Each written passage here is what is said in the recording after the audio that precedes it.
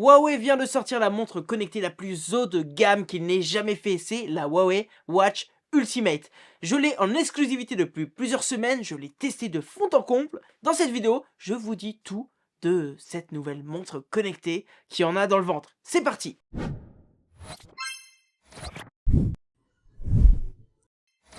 Commençons par un petit tour du design de cette Huawei Watch Ultimate. Tout d'abord, cette Huawei Watch Ultimate est disponible en deux coloris, deux modèles. La Huawei Watch Ultimate Voyage Blue Edition est faite pour explorer, pour conquérir tous les océans, quelle que soit la profondeur. Avec sa lunette en céramique et en bleu foncé, elle a tout pour vous accompagner dans vos sports nautiques, que ce soit la plongée en eau douce ou en eau salée. Son design très nautique est à la fois classe et à la fois très esthétique. Quant à l'édition Expedition Black, elle est faite pour conquérir les terres les plus dangereuses, que ce soit dans un trail, dans l'escalade, bref, elle est là solide comme un roc. La grosse innovation sur cette montre, c'est les matériaux. C'est la première fois que je vois une montre en zirconium. C'est un matériau qu'on retrouve dans l'aéronautique pour construire des vaisseaux spatiaux et aussi dans l'horlogerie de luxe. La Huawei Watch Ultimate est construite avec un zirconium premium qui va lui permettre une meilleure résistance à la corrosion, à la force, tout en étant plus léger que l'acier.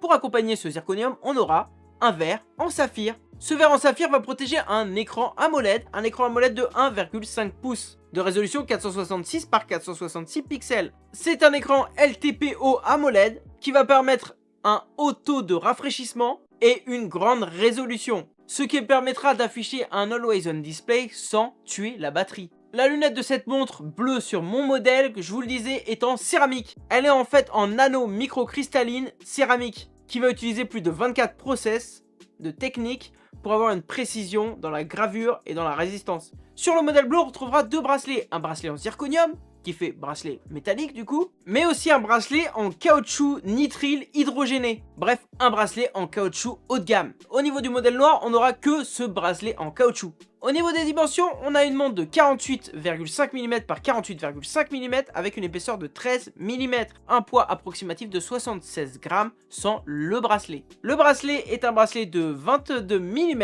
et il est bien entendu interchangeable. Sur cette montre, on va retrouver trois boutons, deux à droite et un à gauche. Le bouton de gauche, c'est l'Assist Button qui va nous permettre de l'utiliser dans certains modes comme l'expédition mode ou lors d'une plongée sous-marine.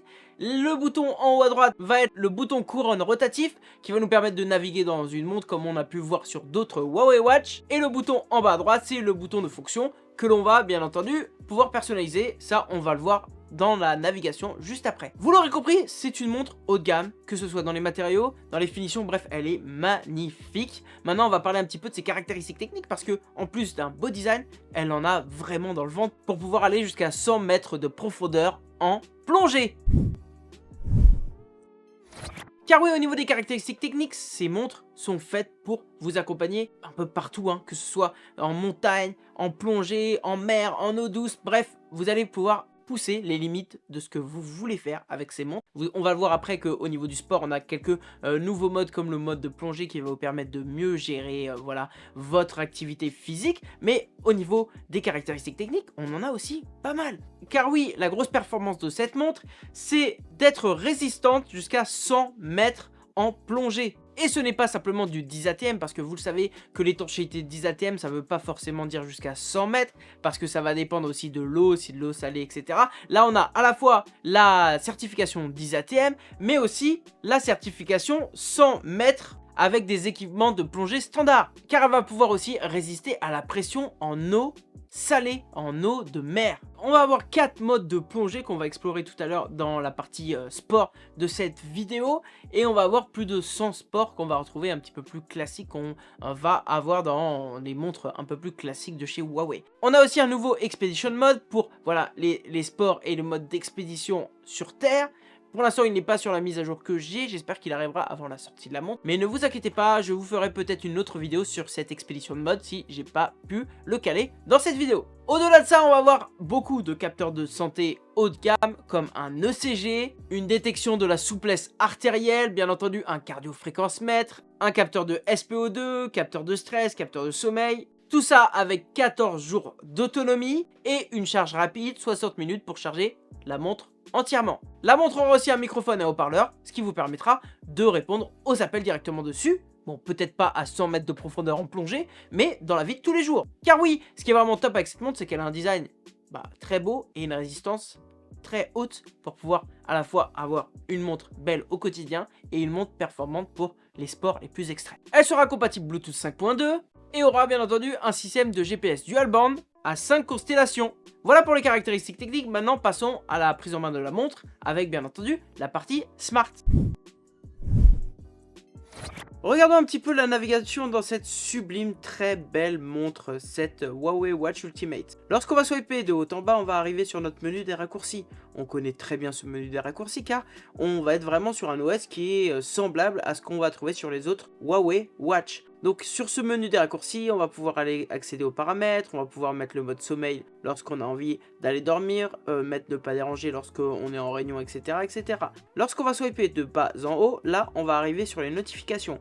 Notification d'application, là c'est notification de l'application Huawei qui me dit mon rapport de sommeil, mais on va aussi avoir les notifications des SMS, etc. etc. Vous allez voir, on va en reparler juste après. Lorsque je vais swiper de gauche à droite, je vais avoir un petit peu un écran qui va me synthétiser la météo, et bien entendu je vais aussi pouvoir accéder à mon petit assistant vocal.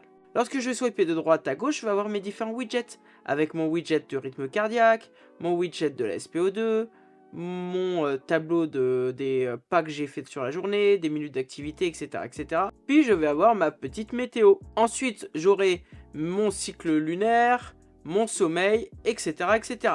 Lorsque je vais vouloir accéder au menu d'application, je vais cliquer sur le bouton en haut à droite.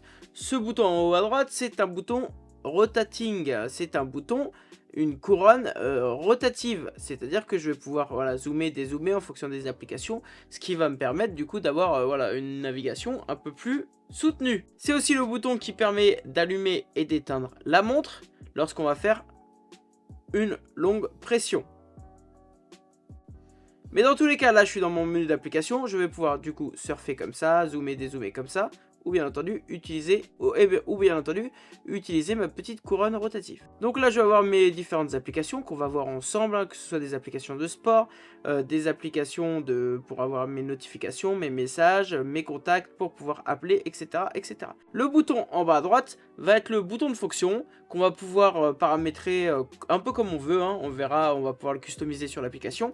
Ça permet d'avoir un accès rapide là par exemple au sport et de lancer rapidement un sport. Le bouton en haut à gauche est la petite nouveauté, c'est le bouton l'Assist Button, un bouton qui va vous permettre de vous assister. Lorsqu'on fera une pression courte sur ce bouton, ça va automatiquement lancer l'expédition mode. Ou alors lorsque vous serez en train de faire de la plongée, l'appui sur ce bouton permettra de redémarrer la moyenne de profondeur, ou il vous permettra de switcher sur certaines mesures lorsque vous êtes en train de faire de la plongée. Au niveau de la personnalisation, on va pouvoir aussi directement sur ces montres lancer un changement d'écran en restant appuyé, et bien entendu sur l'application vous allez pouvoir en choisir d'autres et en ajouter d'autres directement ici depuis votre montre.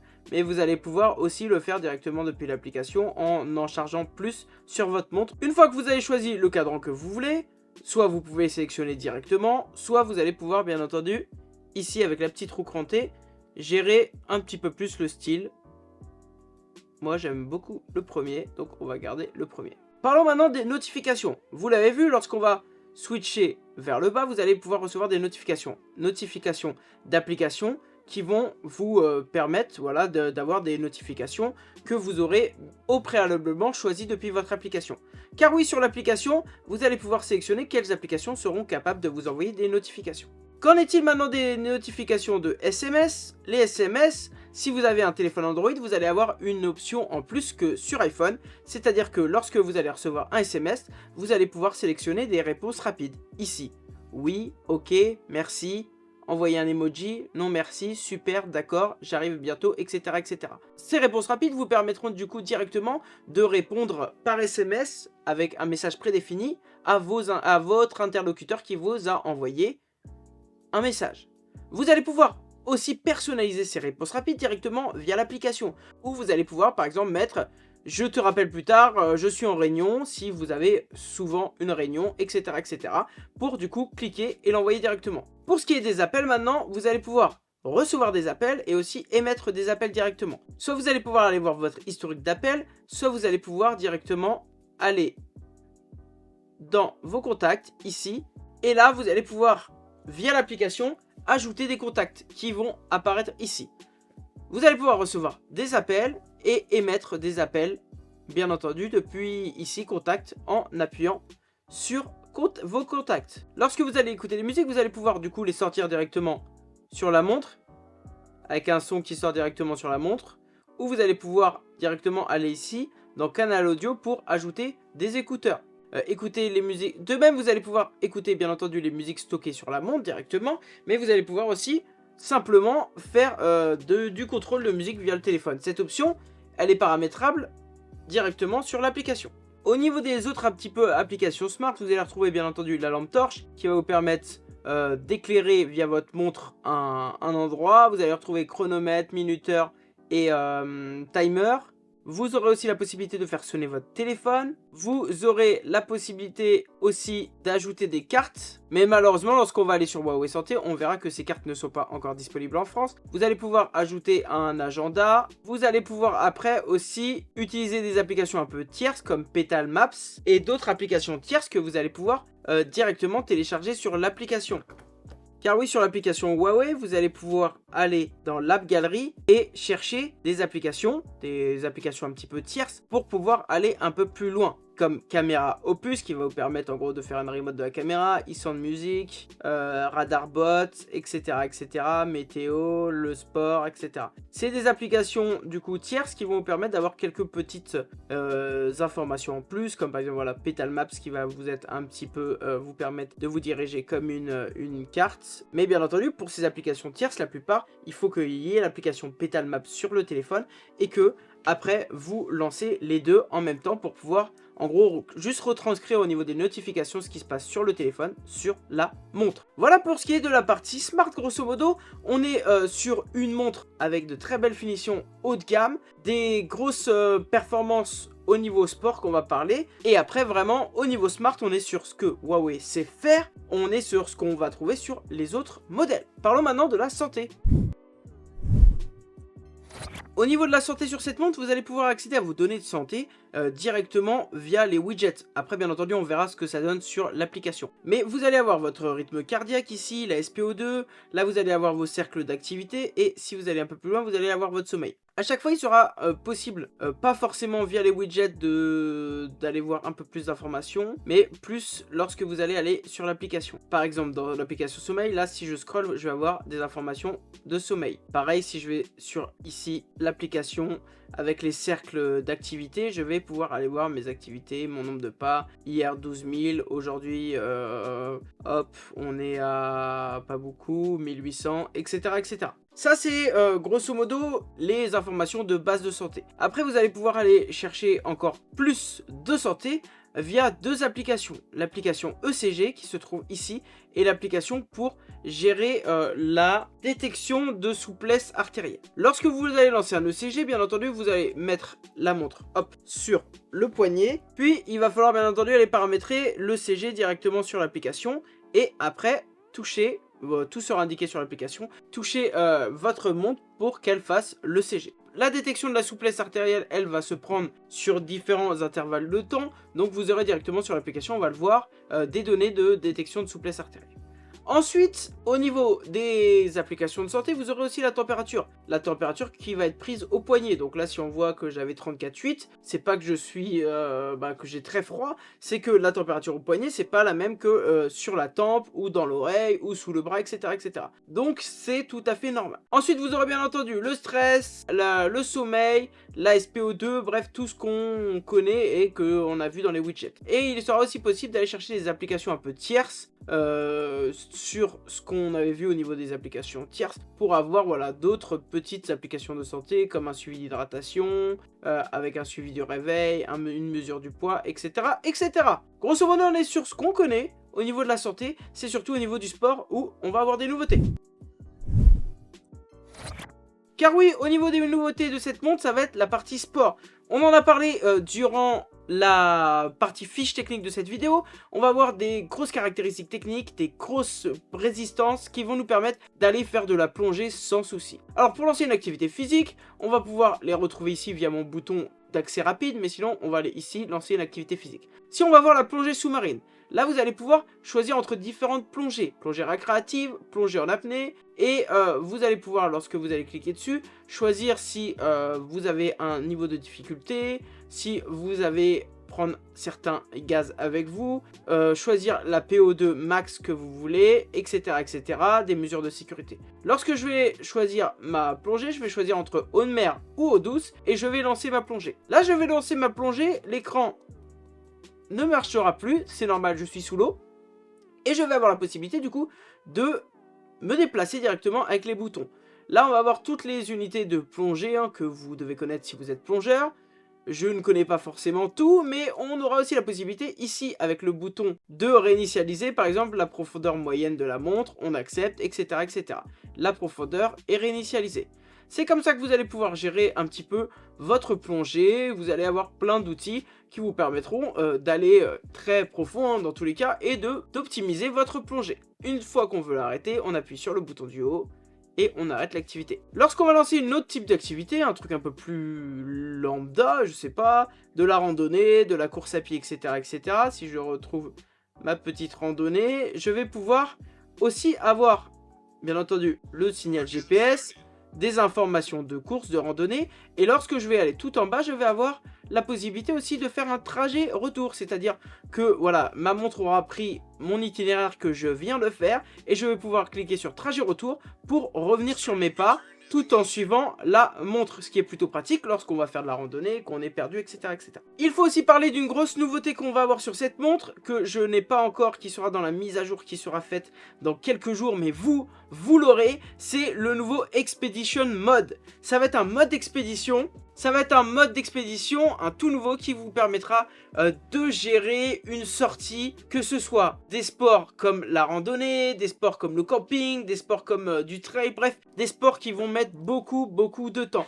Alors qu'est-ce qui va être l'essence de ce mode d'expédition? C'est que vous allez pouvoir switcher du coup en mode expédition et la montre va gérer automatiquement les signaux GPS pour gagner en performance au niveau de la batterie. Grosso modo, lorsque vous serez en mode exploration, ça va jouer sur la précision un petit peu de votre GPS parce que là, si vous n'allez pas marcher pendant 40 km, vous n'avez pas vraiment besoin de savoir au mètre près où vous êtes, à la minute près ou à la seconde près. Donc ça va jouer un petit peu là-dessus pour vous permettre d'avoir votre montre qui va vous tenir, qui va rester au niveau de l'autonomie tout le temps de l'expédition. Et vous aurez bien entendu aussi toujours la possibilité de faire un retour arrière, un retour maison. Au-delà de ça, ce mode expédition aura un night mode, c'est-à-dire un mode nuit, qui vous permettra du coup de ne pas avoir à utiliser une grosse intensité lumineuse pour voir dans la nuit si vous êtes en train de faire du camping ou autre, qui vous permettra du coup de gagner vraiment en énergie, en autonomie. C'est une des grosses nouveautés parce que cette montre, elle est costaud. Elle est faite pour ceux qui vont plonger, elle est faite pour ceux qui vont marcher, elle est faite pour ceux qui vont aller du smart, de la santé et du sport. Maintenant, qu'en est-il de l'autonomie de cette montre? On a 14 jours d'autonomie théorique. Bien entendu, on va se retrouver un petit peu sur la même plage que les autres montres qui sont à peu près à 14 jours d'autonomie. C'est-à-dire que moi, dans mon usage quotidien, mon usage assez soutenu, on va être entre 7 jours et 10 jours d'autonomie. Sachant que, voilà, moi, j'ai pas forcément utilisé des sports de plongée ou autre, mais je l'utilise de façon un peu plutôt smart, avec un suivi de santé au max et quelques activités physiques. Donc, on reste sur ce qu'on connaît des montres qui ont beaucoup d'autonomie entre guillemets de chez Huawei et sur le marché, donc c'est plutôt pas mal pour cette montre, donc c'est plutôt pas mal. Voilà les amis, merci d'avoir regardé cette vidéo test de cette montre de chez Huawei. Elle est vraiment très belle au niveau des points positifs qu'on va avoir sur cette montre. C'est bien entendu qu'elle répond à peu près à tous les critères au niveau de design, de performance, etc. qu'on peut avoir sur une montre connectée. Mais voilà, on est vraiment sur quelque chose de haut de gamme, un petit peu dans un positionnement comme une Apple Watch Ultra, donc on est sur un prix qui va chercher un secteur de niche, c'est-à-dire des personnes qui vont faire des activités sportives un petit peu extrêmes Mais je trouve que Huawei a bien réussi à se démarquer au niveau des matériaux de cette montre et surtout du design et des performances. N'hésitez pas si vous avez des questions à les poser en commentaire. En attendant la prochaine vidéo, vivez à fond, vivez high tech. N'hésitez pas aussi à vous abonner. Merci et à bientôt sur ma chaîne.